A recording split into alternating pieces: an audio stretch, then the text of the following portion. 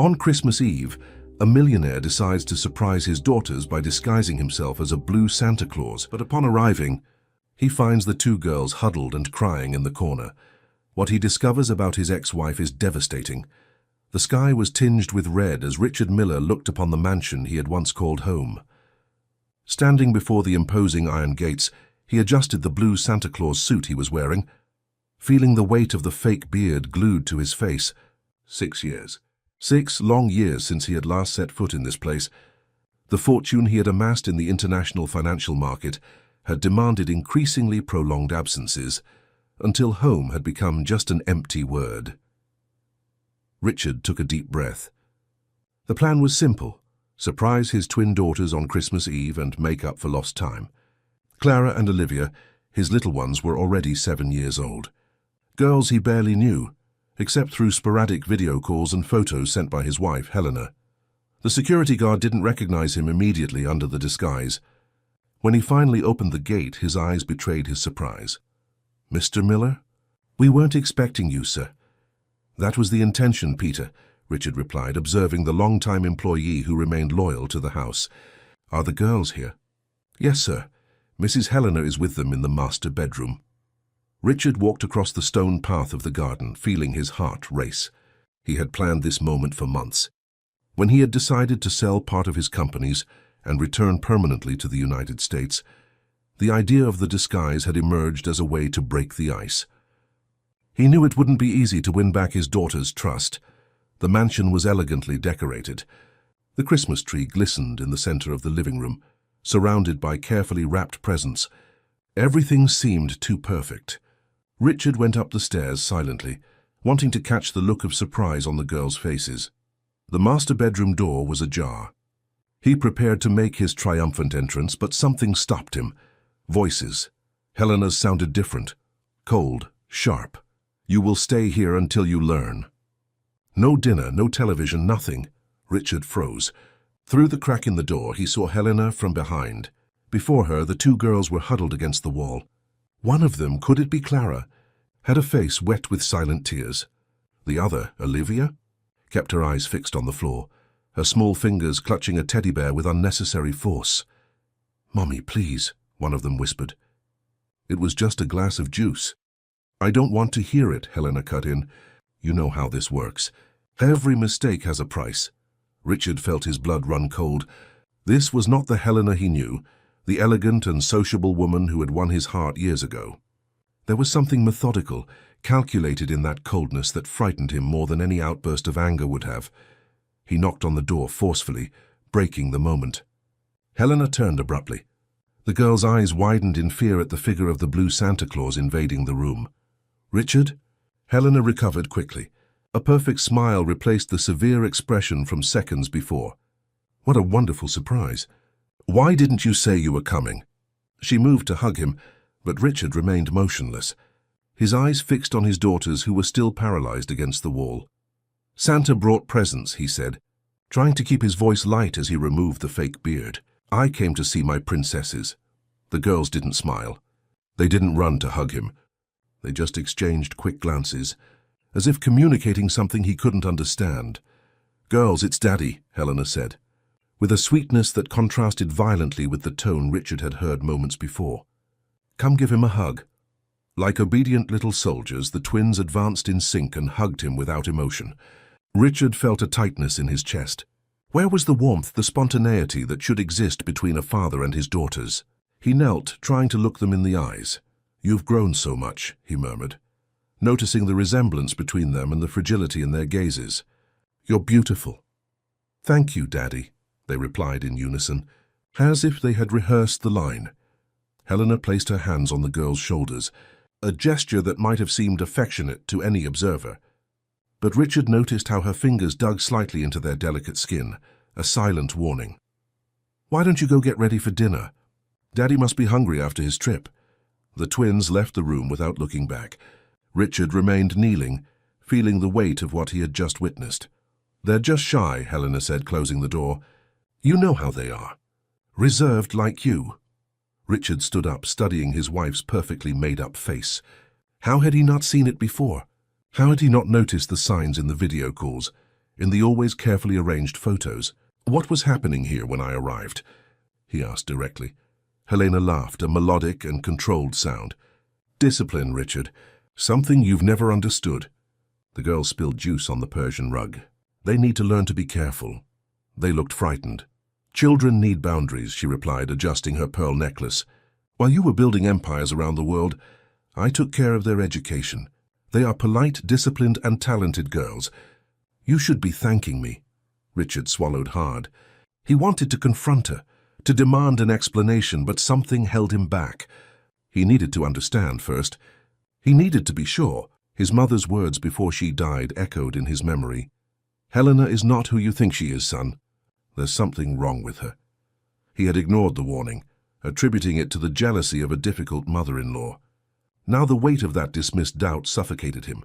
"I'm home now," he said finally. "And I plan to stay." A flicker of something, irritation, concern, crossed Helena's eyes before she recomposed her mask of the perfect wife. "How wonderful, darling. The girls will love having their father around." Dinner proceeded in an atmosphere of forced normality. Helena chatted animatedly about social events and charity projects. The twins ate in silence, their eyes occasionally rising to check their mother's reaction to each forkful. Richard watched everything, trying to decipher the dynamics of this family that was, in theory, his. Later, in the girls' room, an impeccably organized space, without the colorful chaos one would expect from 7-year-olds, Richard tried to get closer. "Can I read you a Christmas story?" The twins exchanged quick glances again, a silent communication that excluded their father. "Mommy doesn't like us to stay up late," said one of them, Clara, according to the name embroidered on her pajamas. "Just a short one," Richard insisted, taking a book from the meticulously organized shelf. The girls lay in their beds, stiff as little mummies. Richard began to read, watching how they seemed to relax gradually with the sound of his voice. When he reached the end, Olivia, the one who seemed more reserved, asked a question that took him by surprise. "Are you going away again, Daddy?" The question, asked in an almost inaudible whisper, carried a weight Richard hadn't expected. "No, Princess. I'm here to stay." "Mommy said you always say that," Clara commented, "but then you leave because you prefer your work." Richard felt his heart clench. What else had Helena told them during his absence? "This time is different," he assured them. "I promise." When he turned off the light and closed the door, Richard realized that something was deeply wrong in that house. The appearance of a perfect family hid something dark that he needed to uncover. And fast. In the living room, he found Helena arranging presents under the tree. "Are they asleep?" she asked without looking up. "Yes." "Good, we have a lot to talk about, don't we?" "Your sudden return. Your plans?" Richard watched his wife, realizing he had never truly known her. What was hidden behind that calculated smile? What price were his daughters paying daily in his absence? "Yes," he replied, determined. "We have a lot to talk about." On that Christmas Eve, as the city lit up with festive decorations and families celebrated togetherness, Richard faced the beginning of a battle he had never imagined he would have to fight. A battle for the souls of his daughters. Christmas morning dawned with an almost offensive brightness. Richard, who had barely slept, was staring at the ceiling of the guest room. Helena had suggested he rest there to not disturb her sleep routine when he heard movement in the hallway. He checked his watch. 6:30 a.m. He got up silently and opened the door a crack. In the hallway, the twins were walking towards the stairs, already perfectly dressed in identical green velvet dresses. There was none of the typical excitement of children on Christmas morning, eager to open presents. Just that military discipline that made Richard's stomach churn. "Good morning." "Princesses," he called, opening the door completely. The girls stopped, turning in sync like little soldiers. "Good morning." "Daddy," they replied in unison. "Are you going to open presents already?" Clara, Richard could now distinguish her by the small mole near her right eyebrow, shook her head. "Mommy said we have to have breakfast first and practice piano for an hour." "Piano? On Christmas?" "Discipline doesn't take a holiday, Richard." Helena's voice came from the top of the stairs. She descended elegantly, wrapped in a silk robe, her hair perfectly coiffed despite the early hour. "The girls have an important performance on New Year's, the Foundation's charity recital, remember?" Richard nodded vaguely. Helena's foundation, the new Horizons Institute, was often mentioned in their conversations and video calls, a charitable organization that served underprivileged children, according to her. Another element that composed his wife's impeccable public image: businesswoman, philanthropist, dedicated mother. "We could make an exception today," Richard suggested, smiling at his daughters. "It's Christmas." A tense silence fell. The twins looked at their mother, whose smile didn't reach her eyes. "Of course," Helena said finally, "but only half an hour of presents and then the piano. Commitments are commitments." Breakfast proceeded in an atmosphere of false harmony. Helena spoke animatedly about the year's social events, the foundation's future projects, the girls' extra classes, ballet, piano, Mandarin. Richard listened attentively, searching for clues, trying to understand the dynamics of this house that seemed to run like a Swiss watch. When they finally went to the living room to open the presents, Richard observed how the twins unwrapped the packages methodically, without tearing the paper, thanking with rehearsed phrases for each new item. No shouts of joy or genuine surprise. "Did you like what Santa brought?" he asked, trying to inject some spontaneity into the mechanical ritual. Olivia, holding an expensive doll, nodded obediently. "It's very beautiful, thank you. And you, Clara?" The girl hesitated for a second, looking at the storybook in her hands. "I liked it too, Daddy." It was at that moment that Richard noticed. When Clara extended her arms to show the book, the sleeve of her dress rode up slightly, revealing reddish marks on her delicate wrist. Marks that looked like fingerprints. His blood ran cold. He tried to keep his expression neutral as he approached, pretending to examine the book. "I'm glad you like it. It looks like a very interesting book." Gently, he touched the girl's wrist. "What happened here, Princess?" Clara pulled her arm back quickly, pulling down her sleeve. "Nothing. I fell in ballet class." Helena appeared beside them with a camera. "Let's capture this moment." The first Christmas morning with the family reunited in years. The girls immediately struck poses for the photo, automatic smiles on their faces. Richard tried to reciprocate, but his mind was focused on those marks. After the girls went to the music room to begin their piano practice, Richard took the opportunity to explore the house he had once known so well. Everything was different, colder, more organized, like a decoration showroom and not a home. In Helena's office, he tried to access the computer, but it was password protected. In the kitchen, he found Rose, the housekeeper who had worked for the family since before the twins were born.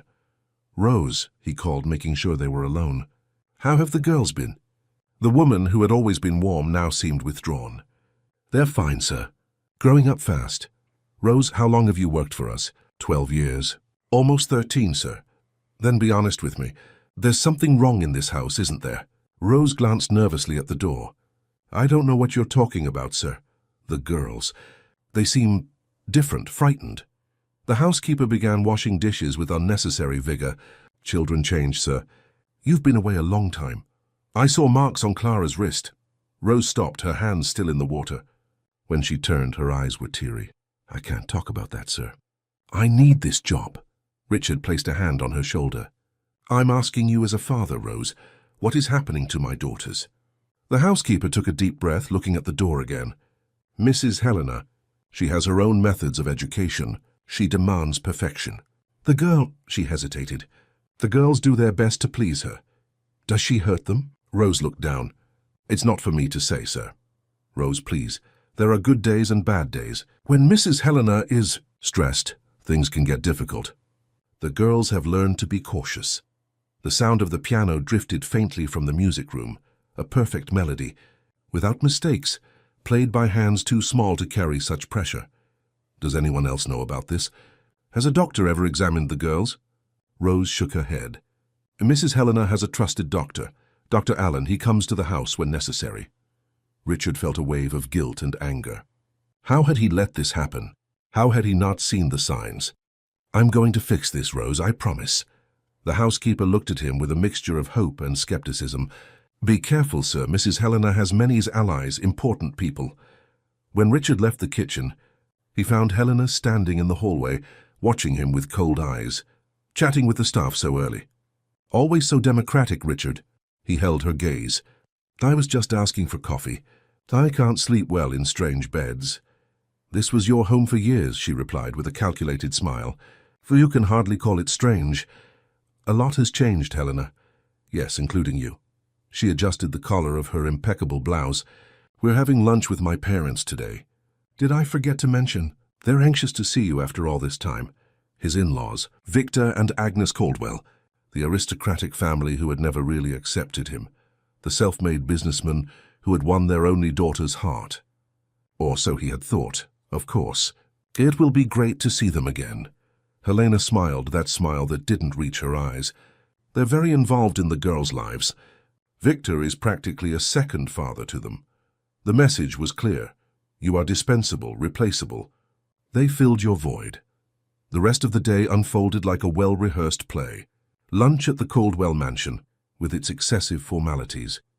The twins behaving like little ladies, answering only when spoken to directly. Victor, with his barely concealed disdain, asking questions about Richard's business, with the clear intention of reminding him that he had chosen his career over his family. So you finally decided to come back, Victor commented over digestives, after the women had retired to the drawing room. I must say it's surprising. Helena told us you were building a new venture in Asia. I changed my mind, Richard replied simply. I realized I was missing what was most important. His father-in-law laughed, a humorless sound. A little late, don't you think? The girls barely know you. Helena practically raised them alone, with our help, of course. Richard felt his blood boil, but maintained his composure. It's never too late to fix mistakes, Victor. Some mistakes can't be fixed, Richard. The older man leaned in, lowering his voice. Helena has built a stable life for the girls. A reputation, a promising future. It would be a shame if someone destabilized that. The veiled threat hung in the air like a toxic perfume. When they finally returned to the mansion, it was already evening. The twins, exhausted from the formal day, were taken for their bath by Rose, while Helena retreated to her office, mentioning some urgent emails from the foundation. Richard took the opportunity to go into his daughter's room. In the dim light, he observed the overly organized environment, with no trace of the natural messiness of childhood. On the walls, instead of colorful posters or drawings, were sophisticated paintings. On the bookshelf, educational books were lined up by size. Opening one of the dresser drawers, he found, hidden under piles of folded socks, a notebook. Inside there were drawings, the only signs of genuine childish expression in that sterile environment. But the content made his heart sink. Dark figures with large eyes watching two small girls. A house that looked like a prison. Enormous hands holding what appeared to be ropes or chains. The sound of footsteps in the hallway made him quickly put the notebook away. Seconds later, the twins entered, already in their pajamas, their hair damp from their bath. "Hi, Daddy," Clara said shyly. "I was waiting to say goodnight," he replied, smiling. "May I?" The girls nodded, getting into their beds. Richard sat between them, feeling a lump in his throat. "You know I love you, don't you?" he asked softly. Olivia, always the quieter one, glanced at the door before answering. "Mummy said you love your work more." "Mummy is mistaken," he replied, stroking his daughter's hair. "Nothing is more important than you two. Nothing." A heavy silence settled in the room, until Clara asked in an almost inaudible whisper, "Are you really going to stay this time?" "I am, and I'm going to take care of you. I promise." When Richard finally left his daughter's room, he found Helena in the hallway, looking at him with an indescribable expression. "Bonding?" she asked with false lightness. "Trying to get to know my daughters," he replied, holding her gaze. "Is there something wrong with that?" Helena moved closer, her expensive perfume enveloping him like a trap. "Absolutely not. As long as it doesn't interfere with the education I've established. After all, you abdicated that role years ago, didn't you?" That night, lying again in the guest room, Richard made a silent promise to his daughters and to himself. He would uncover the whole truth, no matter how painful, and find a way to save them. Even if it meant facing not only Helena, but the entire empire of appearances she had built. What he didn't know was how deep the web of manipulation he was about to step into really was. The next 3 days became an exercise in meticulous observation for Richard. Like an anthropologist studying a foreign culture, He analyzed every interaction between Helena and the twins, every exchanged glance, every unspoken word. The house operated with the precision of a Swiss watch, rigid schedules for meals, studies, extracurricular activities, and over everything hung Helena's watchful presence. It was the third day after Christmas when Richard decided he needed concrete evidence. Taking advantage of Helena's departure for a foundation meeting, he drove to the nearest electronics store and bought discreet micro-surveillance cameras. He needed proof, something more substantial than his suspicions and his daughter's disturbing drawings. Upon his return, he found Rose tidying the girls' room. "They're at ballet class," the housekeeper explained, meticulously folding small white socks. "They'll be back at 5 on the dot." Richard closed the door. "Rose, I need your help." The woman immediately looked apprehensive. "Sir?" "I want to install security cameras in the house discreetly." Rose turned pale. "Mrs. Helena would not approve of that." "That's exactly why I need your help, so she doesn't find out." The housekeeper placed the socks on the bed, her hands trembling. "Why are you doing this, sir?" Richard moved closer, lowering his voice. "Because I know something is wrong in this house. I saw the marks on Clara. I see how they behave, like machines, not like children. I need to know what happens when I'm not around." Rose remained silent for long seconds, the conflict evident on her aged face. "Mrs. Helena has two sides," she said finally. "When she's pleased, she can be kind, even generous. But when something displeases her," she hesitated, "the girls have learned to predict her moods, to behave accordingly. Does she hurt them?" Rose averted her gaze. "Not with explosive violence. It's more calculated. Cold discipline. Punishments that don't leave visible marks. Deprivation, isolation, sometimes physical pressure, holding an arm too tightly, squeezing shoulders until it hurts." Richard's stomach tightened. "Why didn't you ever report it?" "To whom?" "The Caldwell family has too much influence in this city. And Mrs. Helena is seen as a role model. Businesswoman, philanthropist, dedicated mother. Who would believe it?" Richard knew she was right. Helena had carefully constructed her public image. Any accusation would seem absurd without concrete proof. "Will you help me?" Rose hesitated but finally nodded. The girls deserve a chance to be real children. In the hours that followed, while the twins were still at class and Helena at her meeting, Richard and Rose discreetly installed small cameras in strategic points of the house. The living room, hallways, the girls' room, Helena's office, all connected to Richard's phone. "Where does Mrs. Helena usually discipline them?" he asked, trying to keep his voice steady. "Usually in the master bedroom closet. She says it's to avoid making a scene." Richard felt a wave of nausea but installed a camera there as well, hidden among designer shoeboxes. When they finished, Rose looked nervous. "If she finds out, she won't, and if she does, I'll take full responsibility." As he put away the equipment, Richard noticed Rose's gaze fixed on the window. "Is there anything else I should know, Rose?" The housekeeper sighed deeply. "The donations. Donations. For the foundation. Mrs. Helena always talks about them, but..." She hesitated. "Once I found strange documents while cleaning the office. Large transfers to an account in the Cayman Islands. The foundation's name was on it, but it seemed off." Richard frowned. "You think Helena is embezzling money from her own foundation?" "I don't know, sir. I just found it strange. And after that, she changed the computer password and started locking the office all the time. A new piece of the puzzle." Richard thanked and dismissed Rose, who left still looking worried. Alone, he went to Helena's office. The door was locked, as Rose had said. Using skills he hadn't practiced since his rebellious teenage years, he managed to open it with a paperclip. The office was a perfect reflection of Helena, elegant, meticulously organized with no room for imperfection. Richard turned on the computer, facing the password screen. He tried a few obvious combinations, the twins' birthday, their wedding date, without success. Frustrated, he started going through the drawers. In the third one, he found a folder with bank statements. Regular transfers to an account in the Caymans, as Rose had mentioned. The amount was always the same, $75,000 monthly. The beneficiary, New Paths Foundation Special Program. Richard photographed the documents with his phone.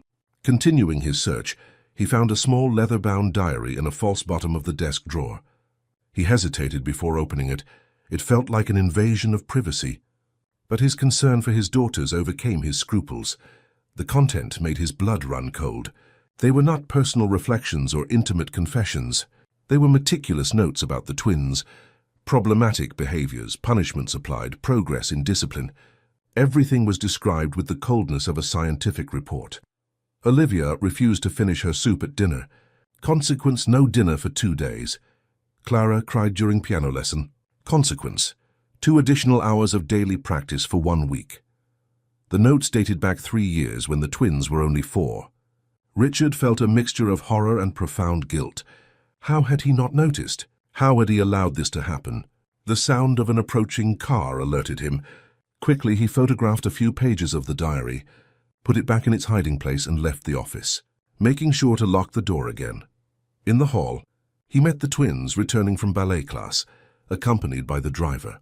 They were impeccable in their pink leotards, their hair in perfect buns, not a strand out of place. "How was class, princesses?"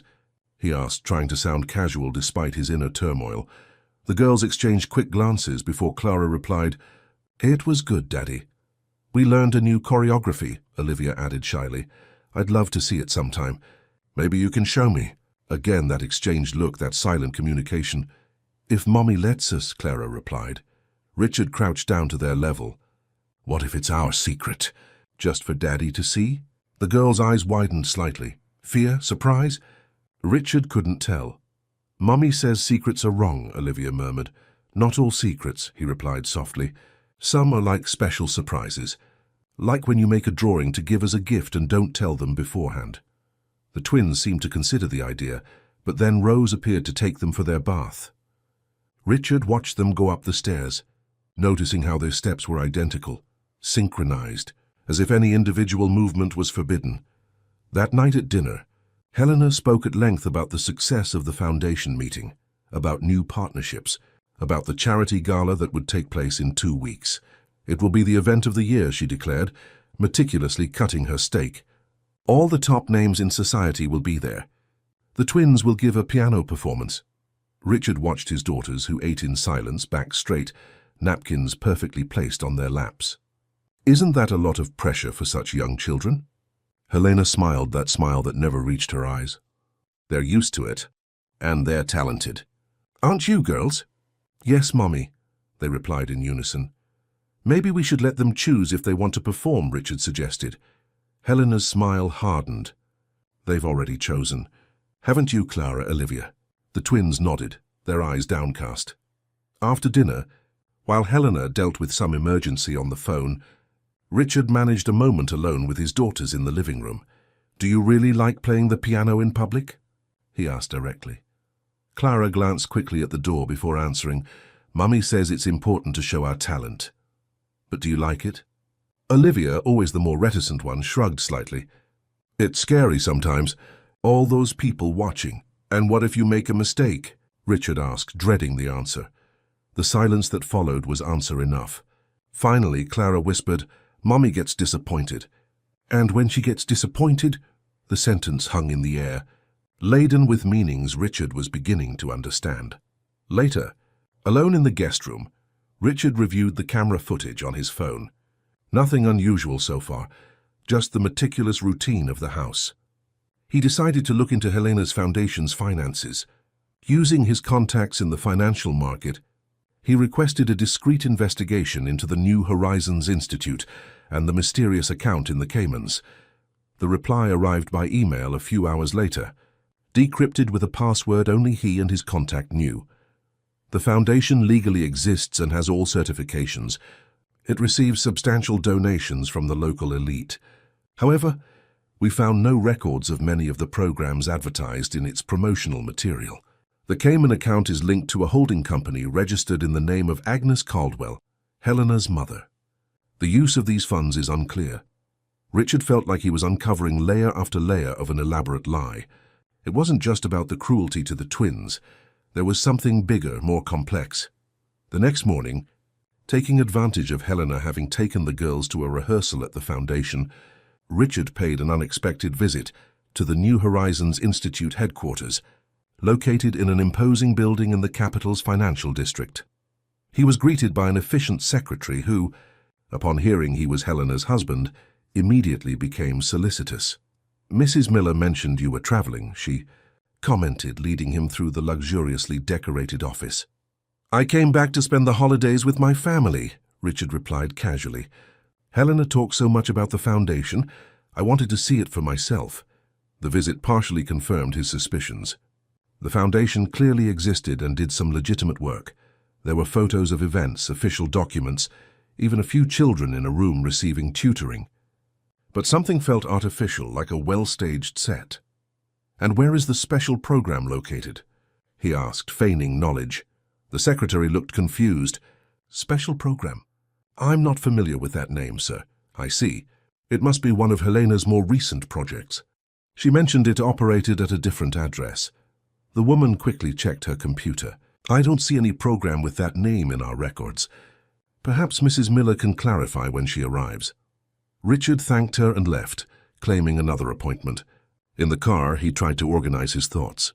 The foundation was partially legitimate, but there was clearly something happening behind the scenes. Money being diverted to an international account, a mysterious program not listed in the official records.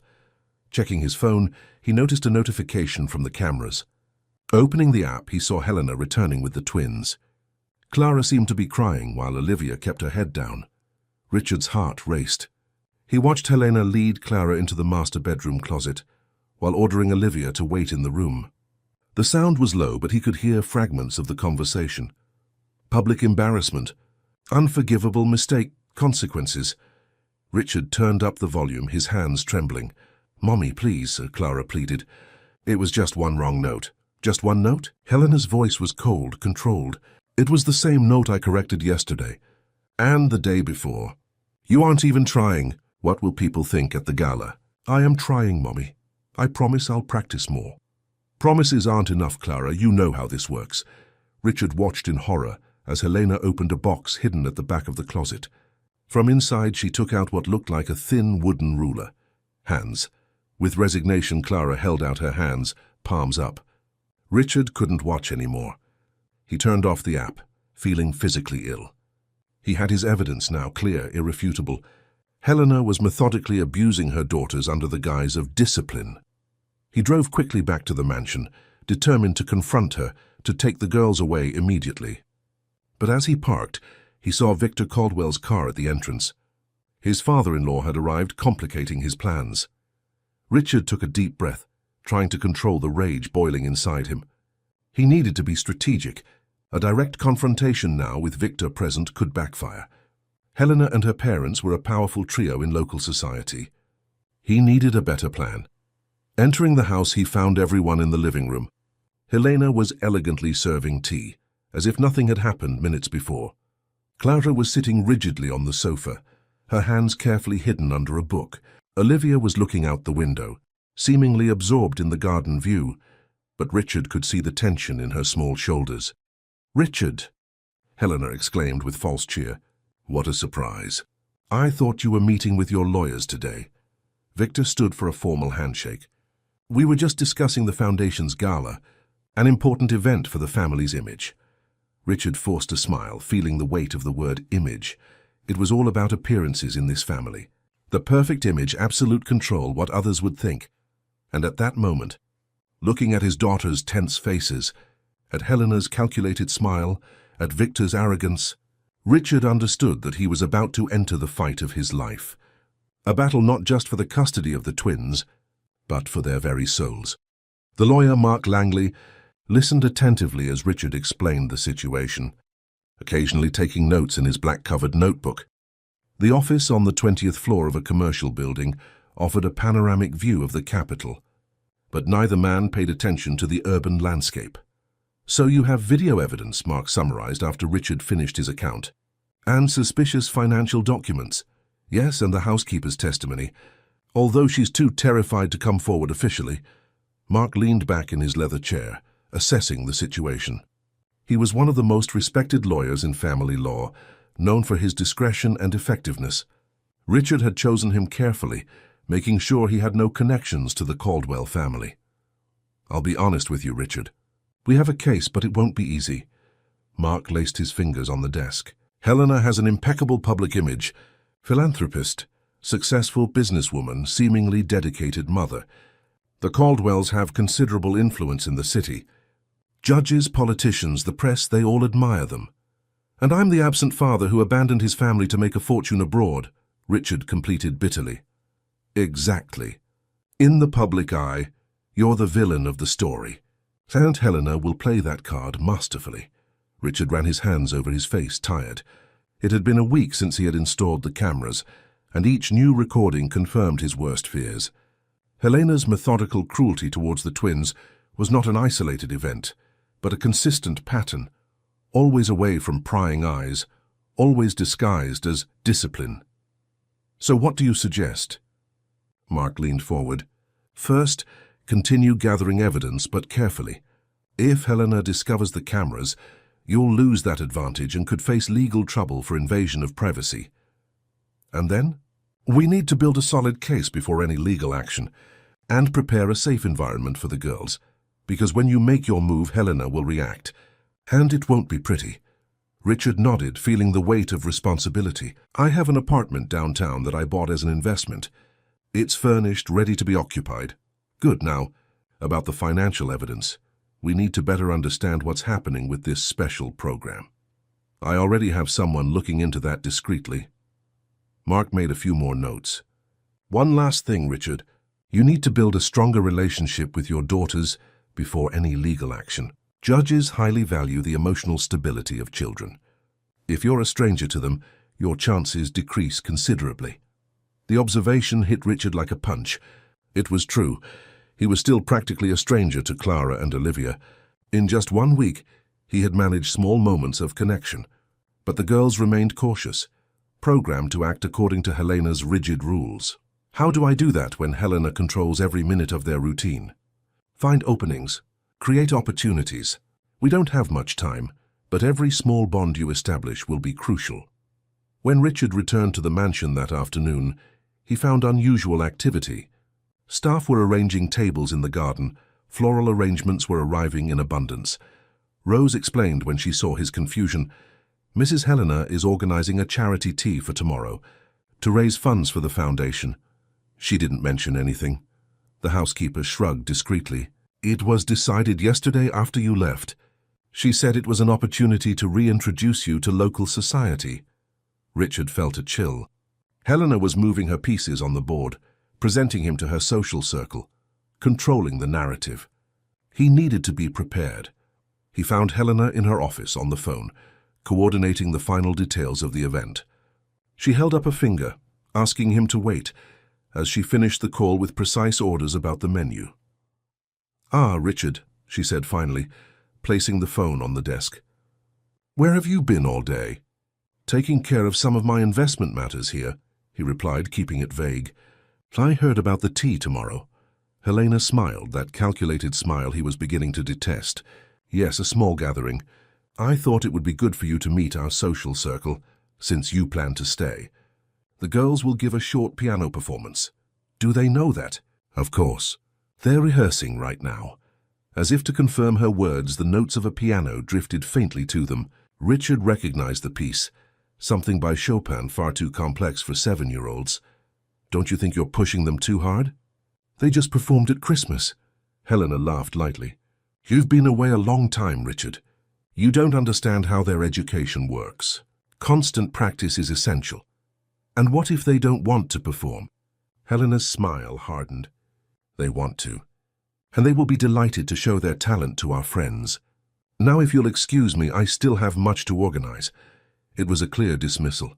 Richard left the office and followed the sound of the piano to the music room. Through the ajar door, he saw Olivia at the piano, her small fingers moving over the keys with mechanical precision. Clara stood beside her, turning the pages of the sheet music. Both looked exhausted. Richard entered silently, watching them for a moment before speaking. That sounds wonderful, princesses. The girls started. Olivia immediately stopped playing, as if she had been caught doing something wrong. Don't stop on my account, he said quickly. I just wanted to listen. Clara glanced at the door, checking if Helena was nearby. Mummy told us to practice until she comes back. How long have you been here? Olivia shrugged. Since lunch. Richard looked at the clock. It was almost 5 in the afternoon. That's a long time without a break. Why don't you take one? We can have a snack in the garden. Again, that exchange of glances between the twins, that silent communication. Mommy will be angry, Clara murmured. I'll talk to her. I'm your father, remember? I can make decisions too. It was the first time he saw them genuinely smile. Small, hesitant smiles as if they weren't sure it was allowed. But still, real smiles. In the garden, sitting on a bench far from the preparations for the next day's event, Richard tried to establish a deeper connection with his daughters. He discovered that Clara secretly liked adventure stories, not the literary classics Helena insisted they read. Olivia in turn confessed in a whisper that she preferred drawing to playing the piano but had never told her mother. And if you could choose what to do tomorrow, what would it be? Richard asked. The question seemed to confuse them. The idea of choice was clearly a foreign concept. Could we go to the park? Clara suggested shyly, as if testing boundaries. Or watch a movie, Olivia added, gaining courage from her sister's suggestion. Richard felt his heart ache. Such simple wishes, so normal for children, yet presented as bold, almost transgressive requests. We can do both, he replied. After your mother's tea, of course. The joy on the girls' faces was instantly replaced by apprehension. What if we make a mistake in the performance? Clara asked, her voice dropping to a whisper. Richard placed his hands on his daughter's delicate shoulders. Then it's no problem.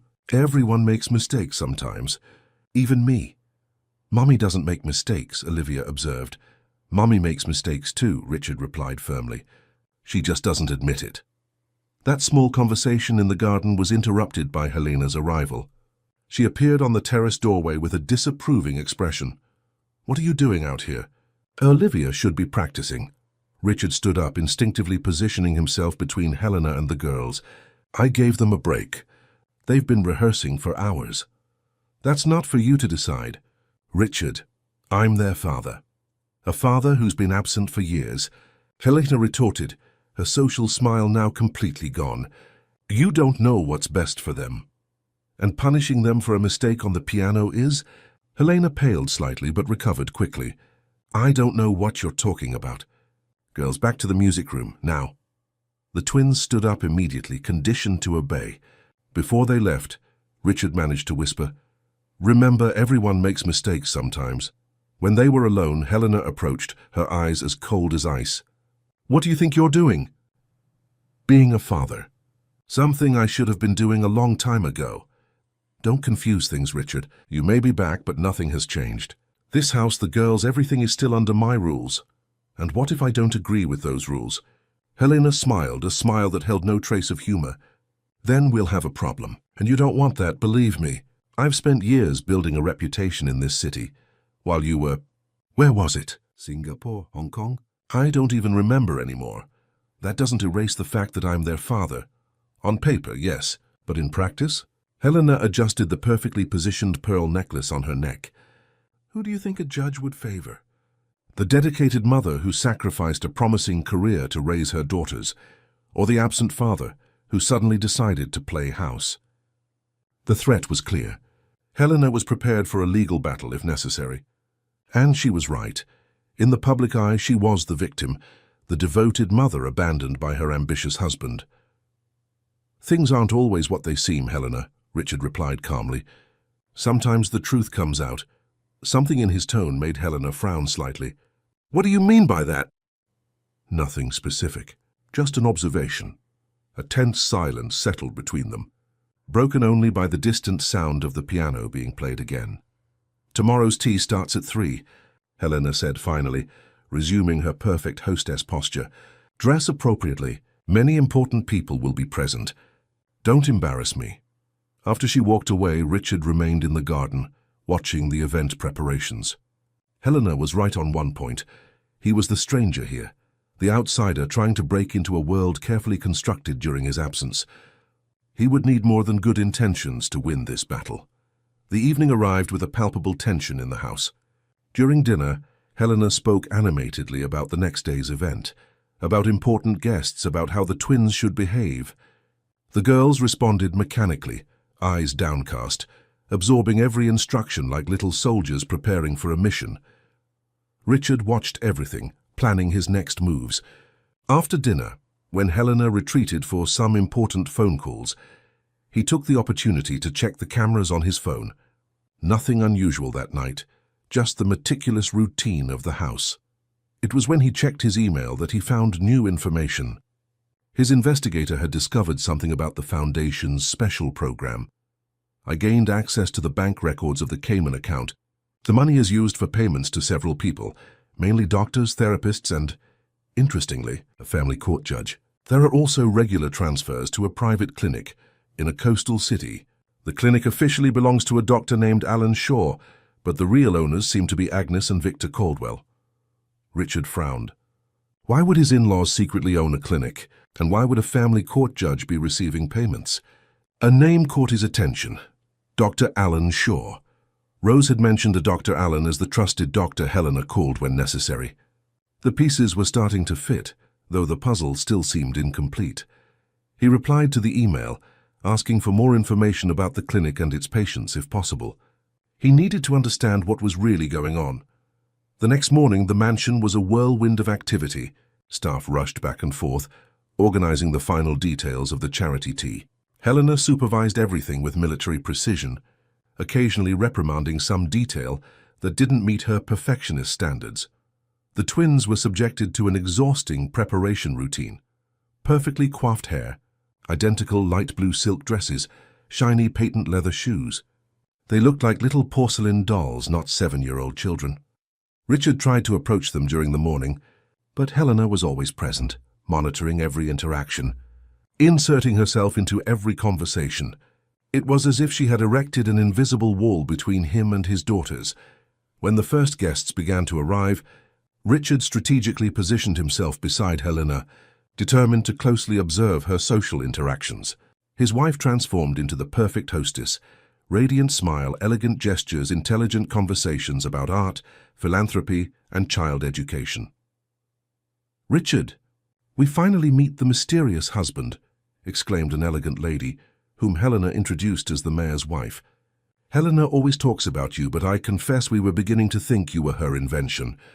Richard forced a smile. "Work kept me away longer than I would have liked, but now I'm back for good. How wonderful. Helena has done an incredible job with the foundation and with the girls. They're true prodigies, you know. So disciplined for their age." "Yes, I've noticed," Richard replied, watching his daughters from across the garden, posing stiffly for photos with other guests. The afternoon proceeded like a well-rehearsed play. The twins were introduced to everyone as examples of excellence, polite, talented, obedient. When it was time for the piano performance, Richard felt his stomach clench with anxiety. Olivia sat at the instrument, Clara beside her to turn the pages. The garden fell silent as the first chords of Chopin filled the air. The technique was impeccable, surprising for such young children. But Richard, watching closely, could see the tension in their small shoulders, the fear in their eyes concentrated on the keys. In the middle of the piece, it happened. A mistake, small, almost imperceptible to most listeners. But Richard saw the panic in Olivia's eyes, the quick glance towards Helena, who watched from the front row with a frozen smile. The girl recovered quickly and finished the piece, receiving enthusiastic applause from the guests, who approached to praise the extraordinary talent. As people surrounded the twins, Richard watched Helena lean in discreetly to whisper something in Olivia's ear. The girl's expression changed instantly, from relief at the end of the performance to something close to terror. Richard tried to approach, but was intercepted by Victor Caldwell and some businessmen who wanted to discuss deals. By the time he could break free, the twins had disappeared, presumably taken inside the house by Helena. He found them in the music room, sitting rigidly on the piano bench while Helena, standing before them, spoke in a low, controlled voice. A disgrace. Weeks of practice and still... Richard entered without knocking. They were wonderful. Everyone loved it. Helena turned, surprised by the interruption. "We're in the middle of a private conversation, Richard." I noticed. A conversation that was terrifying our daughters over a tiny mistake that no one even noticed. It's not about what others noticed. It's about excellence, a concept you clearly don't understand. Richard approached the girls. You were perfect, princesses. I'm so proud. The twins' eyes lit up briefly at his words they probably rarely heard. Richard, we have guests waiting, Helena said, her falsely sweet tone returning to her voice. Why don't you go back to the garden while the girls practice a little more? They've already performed. They deserve to rest and enjoy the party like any normal child. A tense silence fell between them. The twins watched wide-eyed the silent battle unfolding. Normal? Helena repeated with a slight disdain. Our daughters are not normal, Richard. They are exceptional, and I intend to keep them that way. At the cost of their childhood. Their happiness? Helena smiled coldly. Happiness is an overrated concept. What I'm giving them is much more valuable. Excellence, discipline, a brilliant future. You're creating puppets, not children, Richard replied, keeping his voice low but firm. And that ends today. Something in Helena's eyes shifted, a flicker of something close to fear, quickly replaced by cold determination. Be careful with your threats, Richard. You have no idea who you're dealing with. But Richard did. And more he was beginning to understand the extent of the web Helena had woven around him. 3 days had passed since the charity tea, and the tension in the mansion was palpable. Richard and Helena rarely spoke to each other, beyond what was strictly necessary, communicating mainly through fake smiles and empty formalities in the presence of others. It was a domestic Cold War, with the twins as the disputed territory. That morning, Richard received a call from his investigator, Theo, requesting an urgent meeting. They arranged a neutral location, a discreet cafe in the capital's commercial center, far from the watchful eyes of the society that orbited the Caldwells. What did you find? Richard asked as soon as they sat at a secluded table. Theo, a middle-aged man with an ordinary appearance, his greatest professional asset, slid a folder across the table. The clinic. I got more information. Richard opened the folder, finding photographs of an elegant seaside complex surrounded by high walls and conspicuous security. It looked more like an exclusive resort than a medical facility. Officially, it's a rehabilitation clinic for high-level executives, Theo explained, keeping his voice low. Stress, burnout, discrete substance abuse, the kind of problems wealthy people want to solve away from the public eye. And unofficially, that's where things get interesting. Theo pointed to another photograph showing an isolated area of the complex. This section is separate from the rest. Reinforced security, extremely restricted access. The official records mention nothing about this area, but I managed to talk to a former employee. And they call it the Special Wing. It's for problem cases, children and teenagers from influential families. Behaviors considered deviant, rebellion, anything that tarnishes the perfect family image. Richard felt a chill. What kind of treatment do they offer? The former employee didn't have direct access, but he mentioned intensive therapy, liberal use of psychiatric medication, and something called behavioral reconditioning. Theo paused. In essence, they break these kids' spirits until they become what their parents want. Richard closed his eyes for a moment, processing the information. And the connection to Helena's foundation. The special program seems to be a front to finance this operation. Officially, they raise funds for underprivileged youth with behavioral problems. In practice, the money keeps this secret wing running. And the family court judge? He facilitates involuntary commitment processes when needed, signs the papers without question, ensures that any complaints of mistreatment are dismissed. Richard closed the folder, feeling sick. Is there more? Theo hesitated. I got a partial list of patients who have been through the special wing in recent years. Most are teenagers, but he pulled out another sheet from the folder. This name caught my attention. Richard looked at the paper and felt his blood run cold. Clara Miller. Date of admission 3 years ago. Duration 8 weeks. She was only 4 years old, Richard murmured, his voice thick with anger and guilt. What justification could they give for admitting a 4-year-old child? The official diagnosis was oppositional defiant disorder and severe disruptive tendencies, signed by Dr. Alan Shaw. Richard remembered video calls from that period. Helena had said Clara was at a special immersion school. He had believed her, too busy with negotiations in Singapore to question further. Olivia isn't on the list, Theo noted. At least not the one I could access. Maybe that's why they're so different, Richard murmured, more to himself than to the investigator. Clara wasn't broken. Olivia learned by watching. The realization of what had happened, of what Helena had done, settled on Richard like a physical weight. His daughter, his little Clara, institutionalized for months in a facility where they reconditioned children. And he hadn't even known. I need more, he said finally, looking up at Theo. Medical records, testimonies, anything I can use in court. I'm trying, but the place is a fortress. The Caldwells don't leave trails easily. Keep trying. Money is no object. When Richard returned to the mansion that afternoon, he looked at the imposing building with new eyes. It wasn't just an opulent house, but a gilded cage. And inside, Helena wasn't just a controlling wife, but something much more sinister. He found the twins in the library, studying Mandarin with a private tutor. He watched them for a moment before entering. Their identical posture, their perfectly coiffed hair, their absolute concentration. Only small details set them apart. The way Olivia lightly bit her lip when concentrating. The way Clara held her pencil with unnecessary force. "Can we take a break?" Richard asked, entering the room. "I need to talk to my daughters." The tutor looked hesitant. Mrs. Miller gave specific instructions about the schedule. "I'll take responsibility," he replied firmly. "Please give us a few minutes." When the tutor left, Richard sat between the girls, searching for the right words. How do you ask a child about a trauma she was likely conditioned not to mention? "Do you like studying this much?" he began gently. The twins exchanged a quick glance before Clara replied, "It's important for our future, Daddy." Rehearsed lines aside, "I want to know what you really feel." Another silence, another exchanged look.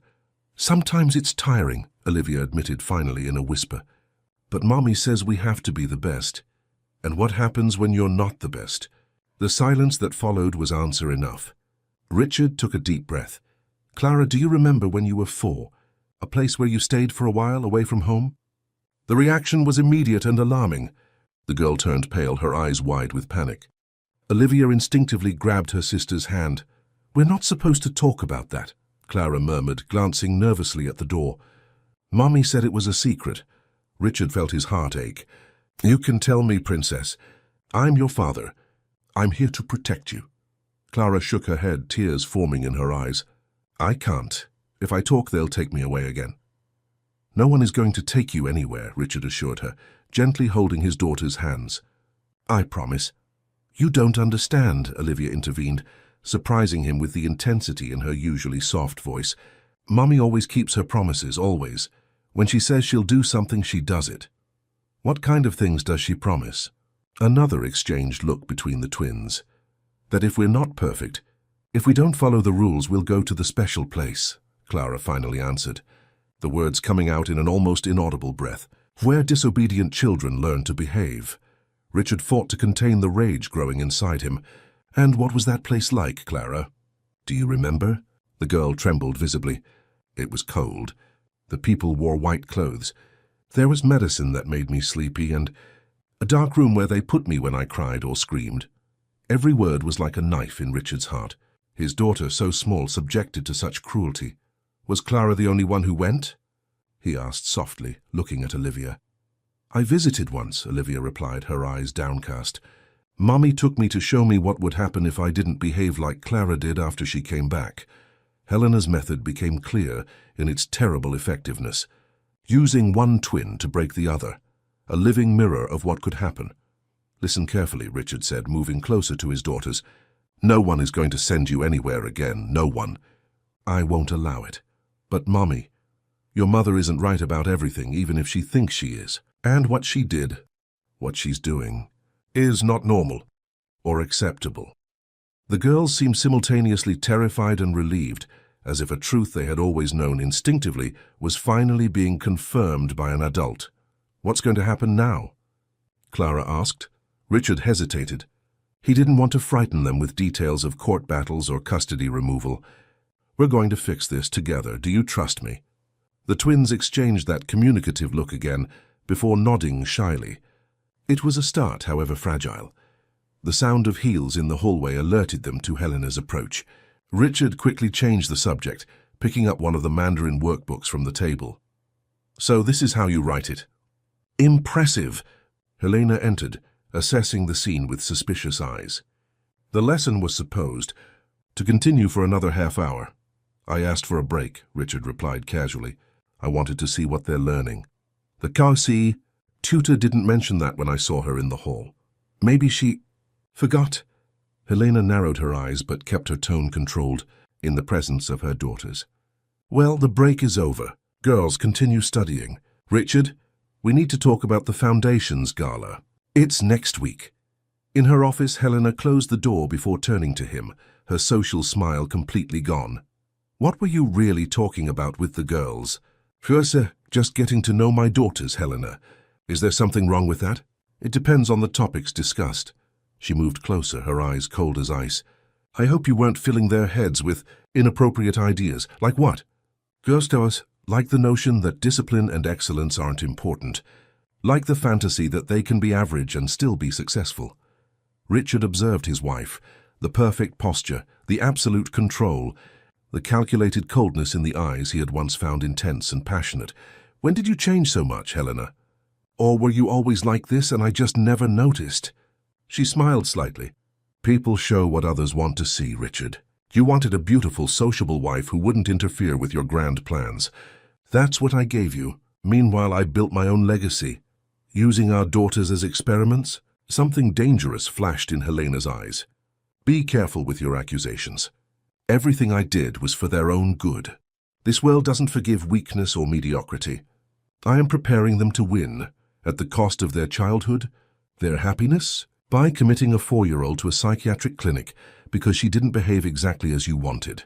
Helena paled slightly but recovered almost instantly. "I see you've been digging. That's not wise of you, Richard. I know about the clinic, about the special program, about how you used the foundation to fund that horrible place." "Horrible?" Helena laughed, a humorless sound. "That clinic saved Clara from a mediocre fate. She was stubborn, rebellious, emotionally uncontrolled. Now she is disciplined, focused. She's a terrified child. They both are." "They are exceptional," Helena replied with absolute conviction. "Ask anyone. Teachers, tutors, family friends. They all admire how extraordinary they are. The price is too high." Helena moved closer, invading his personal space. "There is no price too high for the extraordinary, Richard.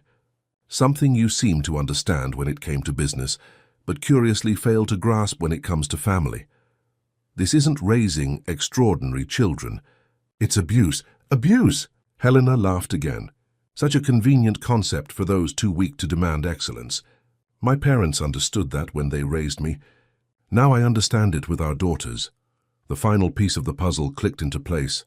Helena wasn't a monster born from nothing. She was the product of a similar upbringing. The cycle of abuse disguised as excellence continued through generations. "I'm taking them out of here," Richard declared firmly. "I'm going to expose what you're doing." Helena's smile was almost pitying. "With what proof? Your word against mine? The absent fathers against the devoted mothers? Be realistic, Richard. No one will believe you. I have more evidence than you can imagine." Something wavered in Helena's confident gaze, a split second of uncertainty. "Even if you do, remember one thing. The girls are my daughters as much as they are yours, and I know ways to ensure you never see them again if you try to cross me." The threat hung in the air like a poisonous perfume. "You wouldn't dare," Richard challenged. "Don't test me." Helena adjusted her pearl necklace with perfectly manicured fingers. "We have the gala next week, an important event for the foundation, for our public image. I suggest you keep up appearances until then. Afterwards, well, we can discuss more permanent arrangements for your involvement in the girls' lives." When she left, leaving a trail of expensive perfume in the air, Richard stood motionless, absorbing the veiled threat. Helena was more dangerous than he had imagined, not just cruel to her daughters, but willing to do anything to maintain her control over them. That night, as the house slept, Richard checked the camera recordings on his phone. Helena had spent 2 hours in her office, making calls, sending emails. In one of the phone conversations, partially captured by the audio, she mentioned contingency preparations, and the clinic is ready if necessary. The message was clear. If he confronted her openly, Helena was prepared to send the girls back to that terrible place. Richard sent the recordings to his lawyer with an urgent message. "We need to act faster. She's planning something." Mark's reply came minutes later. "Come to the office tomorrow at 8 a.m. I have news about the judge." Sitting in the darkness of his room, Richard looked at the photo of the twins he kept on his bedside table. It was a picture from before he left, when they were only two, genuine smiles, bright eyes, the spontaneity that Helena had systematically crushed. "I'll bring that joy back," he promised in a low voice. "Whatever it takes." What he didn't know was that Helena was also looking at a photo at that very moment. In her room, she contemplated an old photograph of her own childhood, a girl with somber eyes next to parents with severe expressions. And on her face there was no guilt or conflict, only resolute determination. Two visions of family, two concepts of love, about to collide with devastating force. Mark Langley's office was already lit when Richard arrived, just before 8 in the morning. The lawyer was not alone. Beside him, a middle-aged woman with a stern expression and grey hair cut in a practical style was introduced as Fiona Collins, a public prosecutor specializing in children's rights.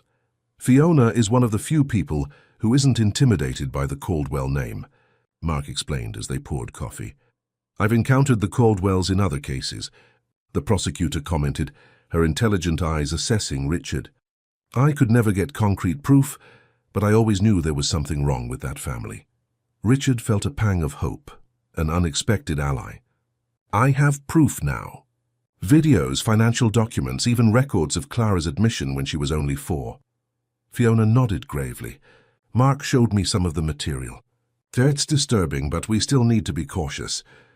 The Caldwells have considerable influence in the local judiciary, especially through Judge Aaron Langley," Mark added, passing a folder to Richard. "It's no coincidence we share a last name. He's my cousin. And I have something that might help our case." Richard opened the folder, finding bank statements, photographs of discrete meetings, and conversation transcripts. "Aaron has been receiving regular payments from Helena's foundation for years," Mark explained.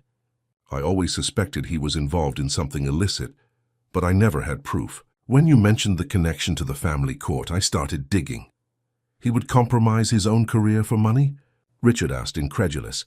Mark laughed humorlessly. "Aaron has always had expensive tastes on a judge's salary. But it's not just money. The Caldwells offered connections, social prestige, a place among the city's elite. For someone like him, who has always felt inferior for coming from a less prestigious branch of the family, that's irresistible." "What does this mean for our case?" Fiona intervened. "It means we need to request that another judge handle any proceedings involving your daughters. And we need to act quickly, before Helena realizes we know about this connection." "We have a plan," Mark continued, "but it's risky, and we need your full agreement." For the next 2 hours, the three discussed the details of the strategy, a combination of legal action and carefully orchestrated public exposure. Richard felt simultaneously hopeful and apprehensive. There was so much at stake, and Helena was a formidable opponent. "The charity gala will be the perfect setting," Mark concluded when they finished. "All the key players will be there, including the press. It's our best chance." "What if Helena tries something before then?" Richard asked, remembering the veiled threat. "That's why we need the emergency protection order," Fiona replied. "I'll file it today based on the evidence we have. It will legally prevent her from removing the children from the residence or sending them to any institution without a court order. And if she ignores the order, then she'll be clearly breaking the law," the prosecutor answered, "which will only strengthen our case." When Richard returned to the mansion that afternoon, he found an atmosphere of frantic activity. Staff were decorating the grand ballroom. Florists were delivering elaborate arrangements. Technicians were setting up sound and lighting equipment. "Have the gala preparations already started?" he asked Rose, who was supervising the cleaning. "Mrs. Helena moved everything up by a day," the housekeeper replied, looking worried. "She said there was a change of plans." Richard's heart raced. "Where are the girls?" "In their room, packing their bags." "Bags?" Rose lowered her voice. "Mrs. Helena said they're going to spend a few days at their grandparents' coastal home after the gala, to rest from the stress of rehearsals." Helena's plan became clear. removed the children before Richard could act. He rushed up the stairs, finding the twins in their room, meticulously folding clothes into small matching suitcases. "Looks like you're getting ready for a trip," he commented, trying to keep his voice casual. The girls exchanged quick glances before Clara replied, "We're going to our grandparents' coastal home after the gala." "Mommy said it's a reward for our good behavior," Olivia added, though her tone suggested no enthusiasm. Richard sat on the edge of one of the beds. "And do you want to go?" Again that exchange of looks. "It doesn't matter what we want," Clara murmured finally. "Mommy has already decided. And what if I told you that you don't have to go, that you can stay here with me?" The twins' eyes widened with a mixture of hope and fear. "Mommy would be very angry," Olivia whispered. "Sometimes," Richard replied softly, "we have to do what's right, even when it's hard. Even when someone gets angry." He was about to say more when the sound of heels in the hallway announced Helena's arrival. The girls immediately went back to folding clothes, as if afraid of being caught talking. "Ah, you're back," Helena commented as she entered the room. "I thought you'd be busy with your business all day." "I wanted to be present for the gala preparations. It seems everything has been moved up." Helena smiled, that smile that never reached her eyes. "An opportunity came up. Some important guests could only attend tomorrow, so we adapted the plans." "And the girls' trip to your parents' house, was that moved up too?" A brief flash of irritation crossed her perfectly made-up face. "I see Rose can't maintain discretion. Yes, the girls will go to the coast after the gala. The city environment has been stressful for them. Curious. I haven't noticed any signs of stress." Helena moved closer, lowering her voice so only Richard could hear. "Don't test my patience, Richard. I've made it clear I will do whatever is necessary to protect my daughters. Protect or control. To a mother, they are the same thing." Helena turned to the twins. "Finish packing and then come down for the final rehearsal. The pianist is waiting." When Helena left, Richard stayed with his daughters, silently helping them pack. He didn't want to alarm them with the impending conflict, but he needed to prepare them somehow. "Girls," he said finally, "tomorrow might be a different kind of day. Things might happen that you don't expect." "What kind of things?" Clara asked, suddenly alert. "Changes. Good changes, I hope. I just want you to know that no matter what happens, I'm here for you. To protect you, for real." The twins looked at him with unreadable expressions, a mixture of hope and skepticism that broke his heart. They had been betrayed so many times by adults who were supposed to protect them that words of comfort sounded empty. "I promise," Richard added, with all the sincerity he could muster. "This time it will be different." Later that night, after the girls had been put to bed, Richard received a message from Fiona. "Protection order granted. It will be served tomorrow morning. Do not leave the children alone with her." A small relief. The plan was in motion. The next morning, the mansion was a whirlwind of activity. Staff rushed back and forth, finalizing preparations for the gala that would begin at 7 that evening. Helena supervised everything with military precision, occasionally casting suspicious glances at Richard, who strategically kept himself close to the twins. At 10 in the morning, the doorbell rang. Richard, who had been waiting for the moment, answered it himself. It was a court officer, accompanied by 2 policemen. "Mr. Richard Miller?" the officer asked formally. "Yes, that's me." "I have a protection order to serve." He handed over the official document, prohibiting the removal of the minors Clara and Olivia Miller from the family residence or their admission into any institution without prior judicial authorization. Helena appeared in the hall, her face a mask of forced composure. "What is going on here?" Richard handed her the document. "A protection order for our daughters, Helena. From now on you cannot send them anywhere without a court order, including your parents' coastal home." Helena read the document, the only indication of her fury being the slight tremor in her perfectly manicured hands. When she looked up, her gaze held silent promises of retaliation. "This is absurd," she declared, forcing a tone of maternal outrage. "Why would I need authorization to take my own daughters to their grandparents' house?" "The order is clear, ma'am," the officer intervened. "The minors must remain in the family residence pending a court decision."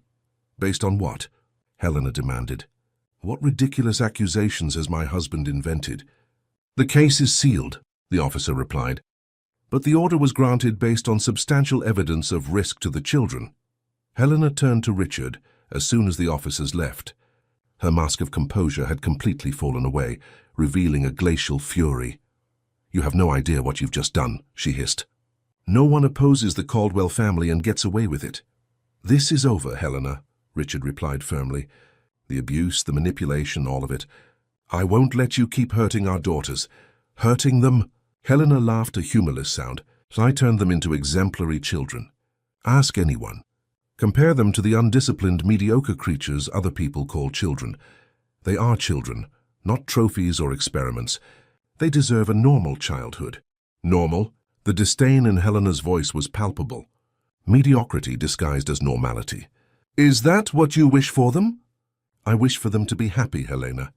Something they clearly are not under your reign of terror." Helena adjusted her pearl necklace, regaining some of her composure. "This isn't over, Richard. The gala is still happening tonight. Our entire social circle will be present. I suggest we keep up appearances. For now." Her smile was as cold as ice. "After all, we don't want a scandal, do we?" The veiled threat was clear. Helena still believed she was in control, still trusted her impeccable public image and the Caldwells' powerful connections. Richard let her maintain that illusion, while mentally reviewing every step of the plan he had laid out with Mark and Fiona. The next few hours passed in a strange limbo of forced normality. Helena continued to supervise the gala preparations as if nothing had happened, maintaining a perfect social smile in the presence of the staff.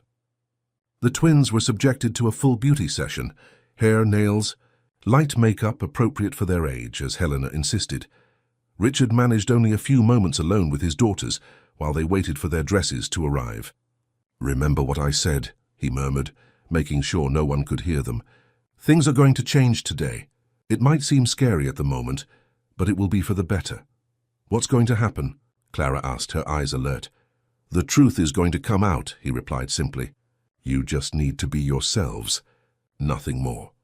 When evening finally arrived, the mansion was resplendent with lights, flowers, and music. Guests in formal attire began arriving shortly after 7. The city's elite, politicians, business leaders, local celebrities, all drawn by the prestige of the New Horizons Foundation and the Caldwell name. Helena and Richard greeted the guests at the entrance to the grand ballroom, the perfect picture of a successful, harmonious couple. Only the occasional glances they exchanged, laden with opposing meanings, revealed the underlying tension. The twins, in identical light blue silk dresses, stayed close, rehearsed smiles on their small faces as they received automatic compliments from adults who barely looked at them. Victor and Agnes Caldwell arrived with their usual pomp, ignoring Richard while lavishing exaggerated attention on their granddaughters and commenting on how they were growing up to be just like their mother, an observation that made Richard shudder internally. Around 8, Helena took the small stage set up in the ballroom, radiant in her haute couture gown, the personification of the perfect hostess. A hush fell quickly as she took the microphone. "Dear friends, it is with immense joy that we welcome you to this special evening. The New Horizons Foundation is celebrating 5 years of dedicated work, transforming the lives of children and young people." Richard watched the crowd as Helena eloquently spoke about social commitment, a vision for the future, and the importance of molding young minds with discipline and excellence.